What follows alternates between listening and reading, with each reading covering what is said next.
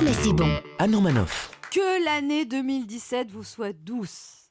Que vous puissiez avancer sur le chemin de la réalisation de vos rêves. Que vous ayez des relations apaisées avec vos proches. Je vous souhaite aussi d'arriver à payer vos factures, à vérifier votre cholestérol, à ne pas vous faire virer de votre boulot, à parvenir à ce que vos gosses rangent leur chambre sans crier, à arriver à vous lever le matin quand vous avez envie de rester couché.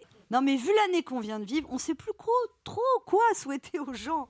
Moi, avant, le 31 décembre, quand sonnaient les 12 coups de minuit, mon téléphone vibrait, mais comme une machine à laver en position au sevrage, tellement je recevais de textos de bonne année.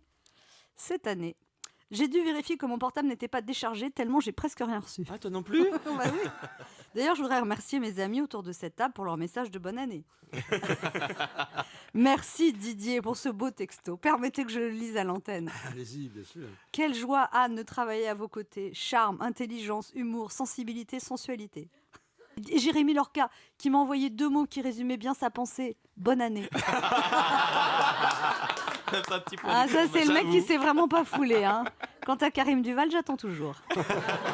Non, j'ai reçu beaucoup moins de textos de vœux cette année. Alors, soit parce que j'étais particulièrement peau de vache en 2016 et que j'ai perdu tous mes amis, mais ce qui est impensable. Hein. Tout le monde sait que je suis une personne charmante à la bonté infinie.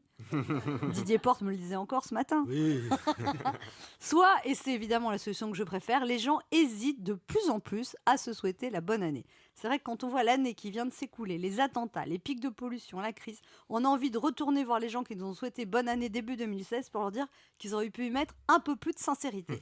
Enfin, si 2016 avait été sous garantie, il y a pas mal de monde qui l'aurait ramené au service après-vente. Hein. Du coup, cette année, j'ai vraiment l'impression que les gens hésitent à souhaiter la bonne année. On a préparé ses vœux comme François Fillon a préparé son programme politique. Pas de promesses qu'on ne tiendra pas. Par exemple, moi, on m'a dit, écoute Anne, je préfère pas trop m'engager, je te souhaite une année, c'est tout. Bah déjà, si tu vas au bout de celle-là, ce sera pas mal. Non, puis est-ce qu'au lieu de souhaiter une bonne année aux gens, il faudrait pas tout simplement vouloir une bonne année? Au lieu d'attendre qu'une force mystérieuse daigne nous rendre heureux, pourquoi ne pas y mettre du sien? Par exemple, on se souhaite toujours de l'amour, mais si vous êtes en couple, est-ce que vous donnez un peu de mal pour que ça dure? Ce matin, est-ce que vous avez dit à votre mec que vous le trouviez beau, malgré ce petit ventre qui lui donne l'air d'attendre des jumeaux qui ne sortiront jamais?